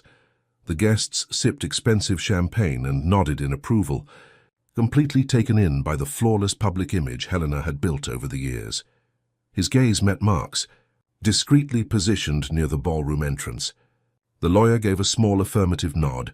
Everything was ready. "And now, with pride, I present our young ambassadors, my daughters Clara and Olivia, who will demonstrate how talent, when nurtured with appropriate discipline, can flourish even at the tenderest of ages." Polite applause filled the ballroom as the twins made their way to the piano. The ensuing silence was thick with expectation as Olivia positioned her fingers on the keys and Clara prepared to turn the pages of the score. The music began, a complex piece by Rachmaninoff, absurdly difficult for a child. Richard watched Olivia's face, the tension in her small shoulders, the fear disguised as concentration in her eyes. That's when he noticed it, a slight tremor in his daughter's hands, a subtle mistake, almost imperceptible to most listeners, but not to Helena, whose smile froze instantly. Olivia recovered quickly, continuing the piece, but Richard could see the panic growing in her eyes, the awareness of the mistake affecting her concentration. Another mistake, this one more noticeable. Clara glanced quickly at her sister, at Helena, at Richard, a silent plea for help. It was at that moment that Richard moved, walking towards the piano. He sat beside Olivia on the bench, smiled gently, and began to play with her, improvising, adapting, turning the mistakes into intentional variations. His daughter's eyes widened in surprise, but soon she was following his lead, visibly relaxing as the music transformed into something new, less rigid, more joyful. Richard noticed Helena crossing the ballroom towards him, but it was too late. The moment of genuine intimacy between father and daughter had captured everyone's attention. When the music ended, the applause was spontaneous and warm. Not the polite approval for a display of technique, but a genuine reaction to an authentic emotional connection. "Thank you," Richard said into the microphone, his arms around his daughter's. "But tonight isn't just about music. It's about truth." A murmur went through the crowd. Helena had stopped halfway to the stage, suddenly alert to the danger. "The New Horizons Foundation has done admirable work on the surface," Richard continued, feeling the twins tense beside him. "But tonight, I'd like to show you what happens away from the spotlight. The real special program that your generous donations are funding." That was the signal. The lights dimmed and a large screen descended behind them. Mark triggered the remote, and images began to appear, edited clips from the footage Richard had captured. Helena cruelly reprimanding the girls for minor mistakes. Helena applying discipline in the closet. Excerpts of financial documents showing diversions to the secret clinic. A collective shock went through the ballroom. Helena, finally understanding what was happening, rushed towards the stage. "Turn that off immediately. This is an invasion of privacy, a fabrication." But more images appeared. The coastal clinic, photographs of children with empty eyes, Clara's admission papers from when she was 4 with clearly fabricated diagnoses. "Behind the facade of philanthropy," Richard continued, his voice firm despite his emotion, "is a systematic operation of child abuse disguised as therapy. Children whose only crime was not meeting the absurd expectations of parents obsessed with control and appearances. My own daughters have been victims of this cruel system, and I will no longer allow it to continue." Chaos erupted in the ballroom. Horrified guests murmured amongst themselves, some already discreetly heading for the exits to avoid association with the imminent scandal. The photographers and journalists present, strategically invited by Mark, eagerly documented everything. Helena finally reached the stage, her face a mask of controlled fury. "How dare you? In front of everyone, destroying everything I've built?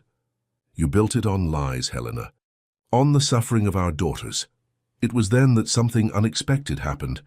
Clara, always the more reticent of the twins, suddenly broke free from her father's embrace and ran to Helena. "Mommy, don't let them take you away." The entire ballroom fell silent.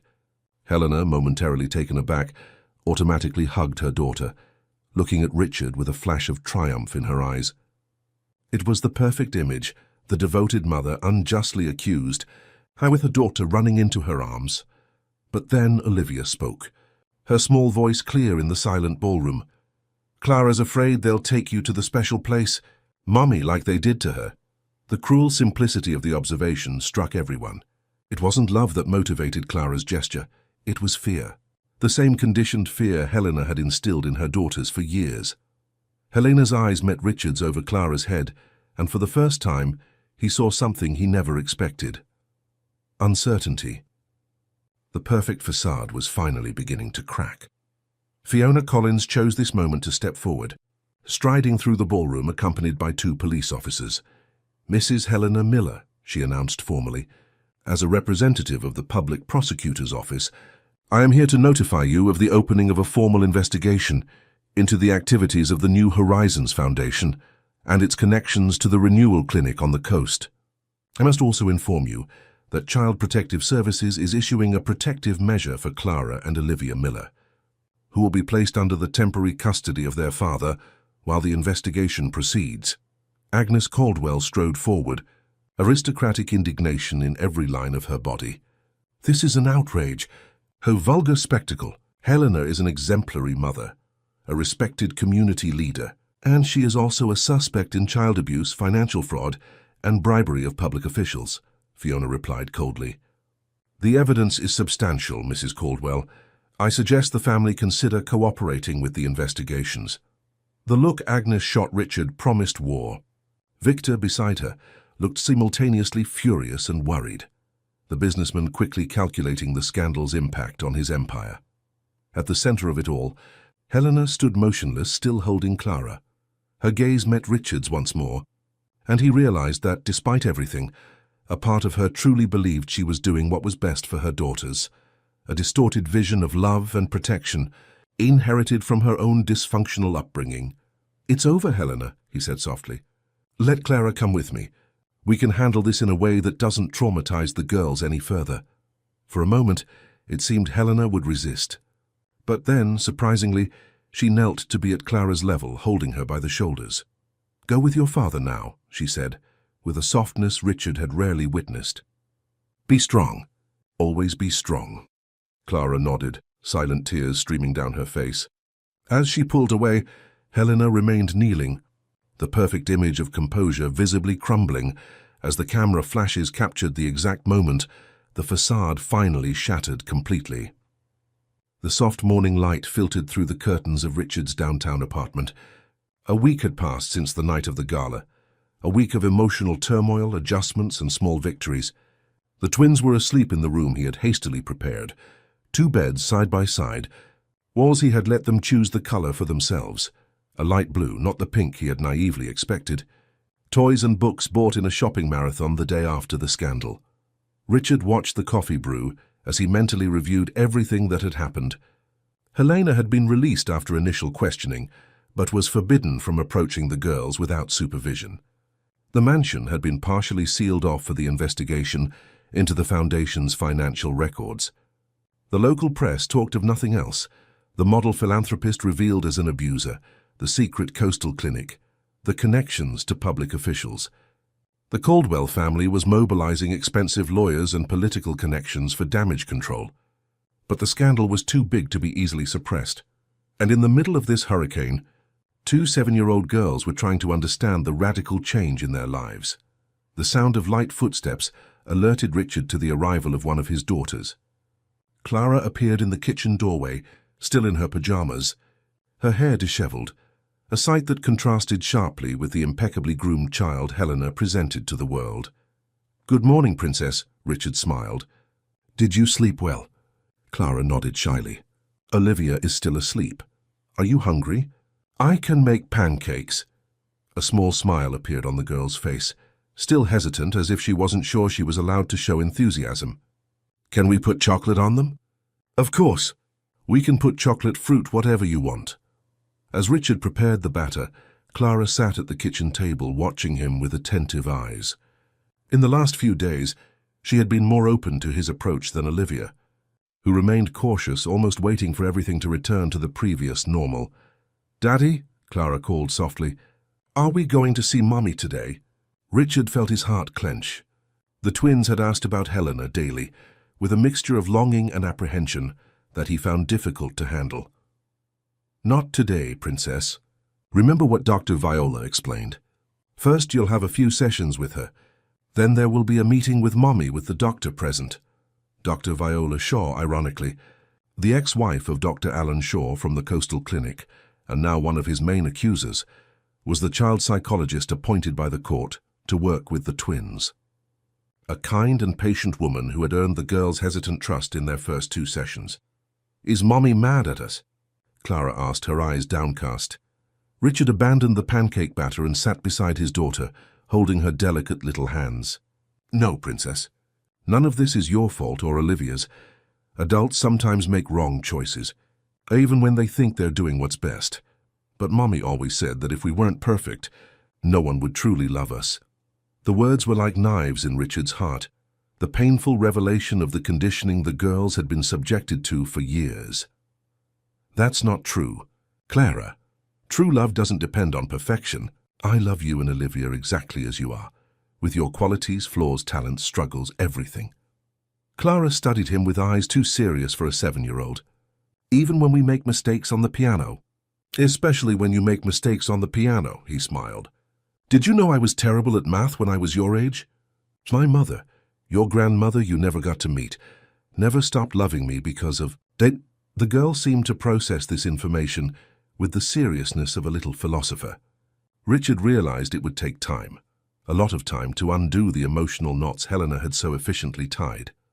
Olivia appeared at the doorway, her hair even more disheveled than her sister's, her eyes puffy with sleep. I smelled food. Pancakes with chocolate, Richard announced. Want to help? The offer to participate in food preparation still surprised the girls. In Helena's house, the kitchen was forbidden territory for them, except during the occasional formal etiquette lessons. The twins exchanged glances. That silent communication Richard was beginning to understand was not just a twin phenomenon, but a survival mechanism developed under Helena's regime. Can we really? Olivia asked cautiously. Of course. Let's wash our hands first. Breakfast turned into a small party. Lopsided pancakes covered in too much chocolate, spilled juice that no one was scolded for cleaning up. Hesitant laughter that became more natural as time went on. It was a glimpse of what could be, of what should have been from the start. After breakfast, while the girls got ready for their session with the psychologist, Richard received a call from Mark. We have a meeting with Judge Anna Morgan at 2 this afternoon, the lawyer informed him. It's about temporary custody and the terms of supervised visits. Will Helena be there? Yes, with her lawyer. It seems the Caldwells have hired Pierce Sterling, one of the most expensive in the capital. Any news on the clinic investigation? Mark sighed. Things are moving, but the Caldwells have influence. They've already managed to get a gag order preventing the press from publishing certain details. And some of the former patients are suddenly unavailable to testify. They're trying to cover it all up. Trying, yes, but we have Fiona on our side, and she's like a bulldog when it comes to child abuse cases. And public opinion is largely against Helena after the footage was leaked. Richard remembered Helena's expression that night, kneeling before Clara as her carefully constructed facade crumbled. There was something almost tragic in that moment. The woman who genuinely believed she was doing what was best for her daughters in her own twisted way. How do you think the hearing will go? Honestly, we have a strong case for full temporary custody. The evidence of abuse is substantial, and Dr. Viola's initial assessments confirm the psychological trauma. But, Mark hesitated. Helena is still their mother, and Judge Morgan, while fair, tends to favor arrangements that maintain some maternal bond when possible. Even in cases of proven abuse, the issue is that the kind of abuse Helena practiced, this cold discipline, this pressure for perfection, is harder to categorize than obvious physical abuse. Many in society still consider certain levels of rigidity in child rearing acceptable.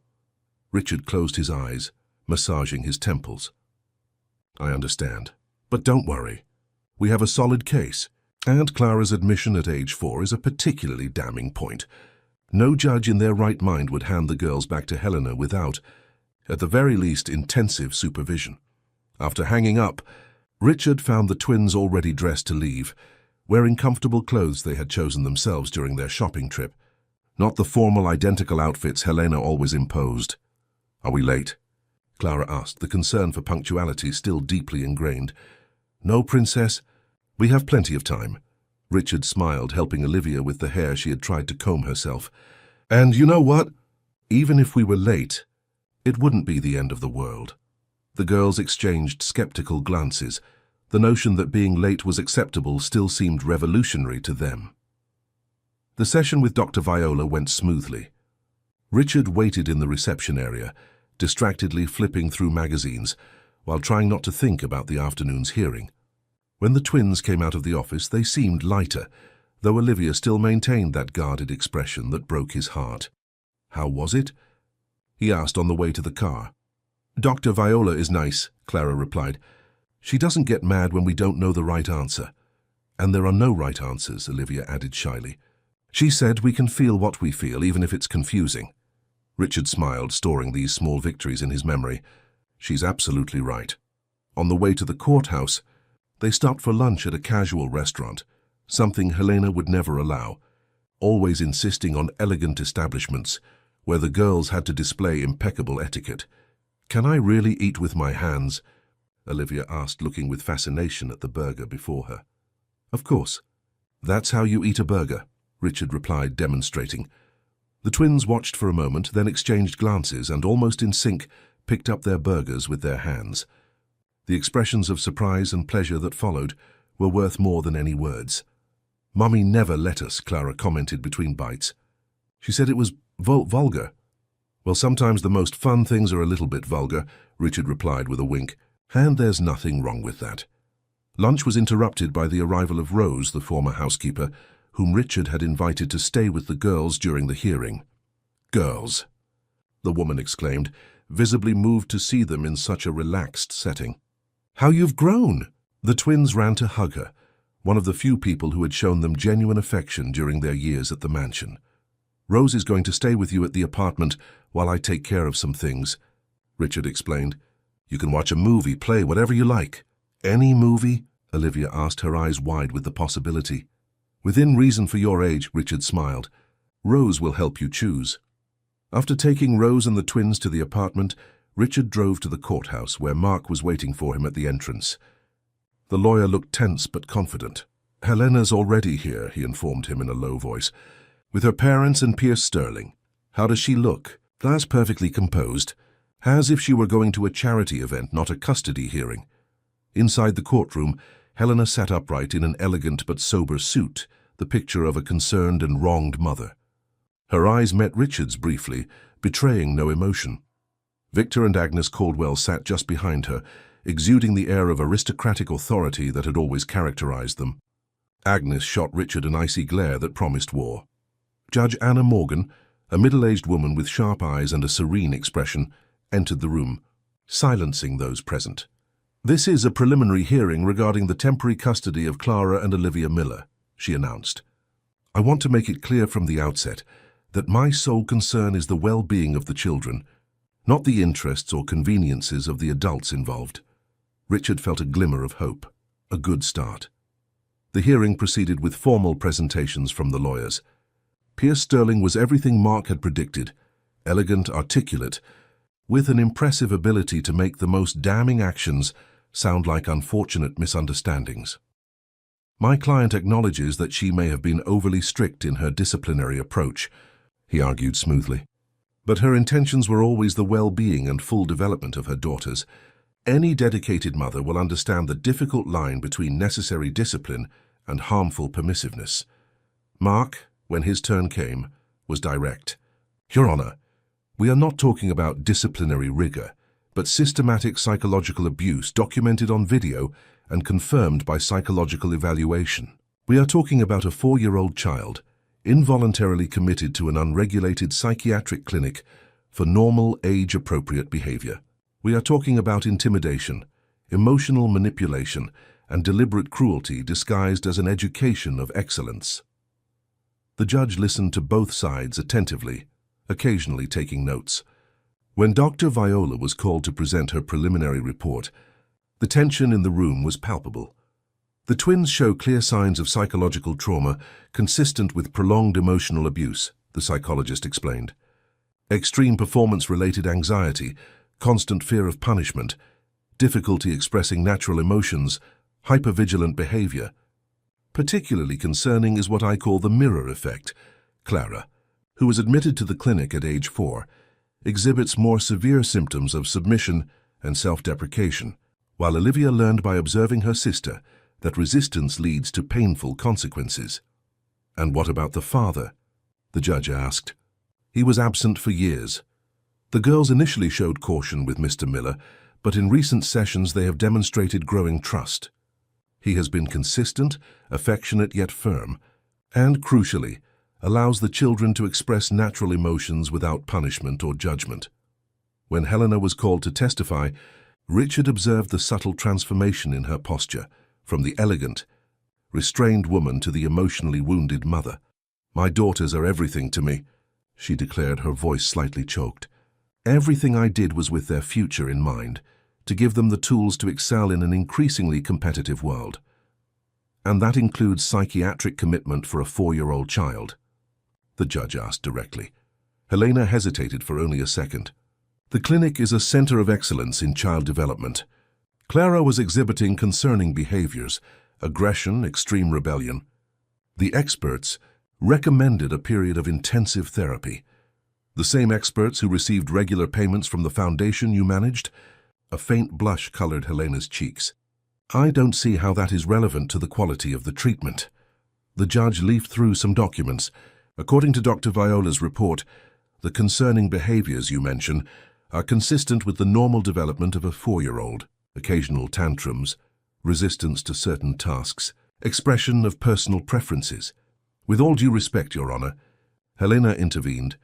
Normal children do not bite other children or intentionally destroy valuable objects. And normal 4-year-olds do not play Chopin perfectly or speak 3 languages. So the judge retorted, what it seems to me is that you set deliberately unattainable standards and then punished the inevitable failure. Helena paled slightly, but maintained her composure. I only wanted the best for them. Richard was always absent, building his fortune. Someone had to ensure they had the best education, the best opportunities. When it was Richard's turn to testify, he felt the weight of his own mistakes and omissions. He frankly admitted his absence, his excessive focus on his career, his failure to notice the signs of abuse. I'm not here pretending to be the perfect father, he concluded, looking directly at the judge. I made grave mistakes by allowing my ambition to distance me from my daughters. But now I understand what truly matters, and I am fully committed to their well-being. Not as trophies to be displayed, not as extensions of my ego, but as the incredible people they are, with the right to a genuine childhood. Judge Morgan watched him for a long moment before turning to the lawyers. I will review the reports and evidence presented, and will give my decision in 1 hour. This session is adjourned. During the break, Richard remained in the courthouse antechamber, unable to focus on the documents Mark was reviewing. His mind was with the twins, imagining them watching some animated movie with Rose, perhaps experiencing for the first time the simple joy of being a child without constant pressure. When the hearing resumed, Judge Morgan seemed to have reached a clear decision. This case, she began, represents one of the most difficult dilemmas we face in family court, the balance between parents' rights and the well-being of children, between stated intentions and actual impacts. Helena sat even straighter, her hands perfectly folded in her lap.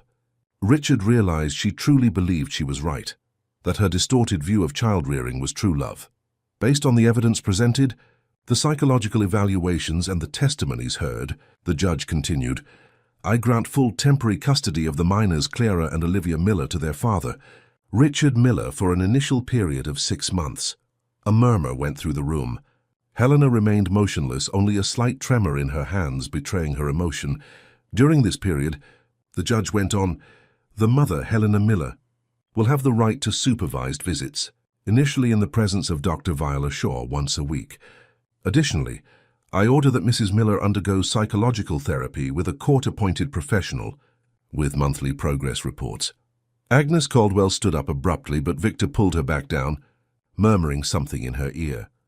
As for the investigation into the New Horizons Foundation and the Renewal Clinic, this court fully supports the work of the Public Prosecutor's Office and orders the freezing of all related assets until the investigations are concluded. The judge looked directly at Helena. Mrs. Miller, I want to make it clear that this decision is not irreversible. In 6 months, we will re-evaluate the case based on your therapeutic progress and the children's needs. Motherhood is not an absolute right, but a responsibility that must be exercised for the good of the children, not for the satisfaction of one's own emotional needs. When the session was adjourned, Richard watched as Helena was quickly surrounded by her parents and lawyer. For a brief moment, her eyes met his across the room, and for the first time, Richard saw something he never expected to see in Helena's always controlled gaze: vulnerability. On the way back to the apartment, Mark seemed pleased with the outcome. It was the best possible scenario. Full temporary custody for you, supervised visits to minimize manipulation, and the door isn't completely closed for Helena, which prevents her from becoming a martyr in the girl's eyes. Do you think she can change? Richard asked, genuinely curious. Understand what she did wrong? Mark sighed. Honestly? It's difficult. People like Helena have been conditioned for decades to see the world in a certain way. But if there's a strong enough reason for someone to change, her daughters, Richard completed, exactly. Love can be distorted, misdirected, but it's still love. Maybe with proper therapy, Helena can learn to express it in a healthy way. When Richard finally arrived at the apartment, he found a scene he never would have imagined possible weeks ago. The twins sitting on the living room floor, hair disheveled, faces smeared with chocolate, laughing openly as they watched an animated movie with Rose. "Daddy," Clara exclaimed upon seeing him. "We made fudge, and it's a delicious mess," Rose added with a smile. Richard felt something warm expand in his chest, a mixture of relief, gratitude, and hope. "Can I have a taste?" The twins ran to the kitchen, eager to show off their culinary creation. As he followed them, Richard noticed something different about Olivia. A looser, less guarded smile. A small but significant step. "How did it go?" Rose asked in a low voice, as the girls excitedly debated the ideal amount of chocolate. "Full temporary custody," he replied. "Helena will have supervised visits." The housekeeper nodded, visibly relieved. "They've asked about her several times. It's complicated. Even with everything they've been through, they miss their mother." "It's natural," Richard replied. "And I don't want them to stop loving her. I just want them to know that true love doesn't come with impossible conditions." When they all finally sat down at the kitchen table, tasting the slightly burnt but genuinely enthusiastic fudge, Richard watched his daughters, their still hesitant laughter, their occasionally apprehensive glances, as if expecting the rigid normality of before to return at any moment. There was a long road ahead, emotional scars that would take years to fully heal. Adjustments, adaptations, difficult moments. The shadow of Helena still loomed over them, not just as the abusive mother, but also as the mother who, in her twisted way, truly believed she was protecting her daughters. "I like your house, Daddy," Clara said suddenly, licking chocolate from her fingers, an act Helena would never have tolerated. "Can we stay here forever?" "For as long as you want," Richard replied, holding back the tears that threatened to fall. "This is your home now." "And can we make fudge again tomorrow?" Olivia asked. A rare moment of initiative. "Of course, Princess. And the day after and the day after that." The twins smiled, a real smile, not the rehearsed smile Helena demanded, and in that simple moment, sitting in a messy kitchen with his chocolate-smeared daughters, Richard knew he had made the right choice, however late. The road would be long, but they were finally heading in the right direction. End of story. Dear listeners, we hope the story of Richard, Helena, Clara, and Olivia has touched your hearts. This journey of discovery, pain, and redemption shows us how even the most fragmented families can find a path to healing when true love prevails over appearances. If this narrative about family ties, forgiveness, and new beginnings resonated with you, we have many other equally engaging stories on our channel. To access our special playlist of family dramas, click the link on the left. Don't forget to subscribe to the channel and leave a like on this video so we can continue bringing you stories that explore the complexity of human relationships. Every day, a new narrative that can inspire, move, and make you reflect. Share your favorite part of this story in the comments, or tell us about a situation where you witnessed the transformation of a family. We look forward to reading your experiences.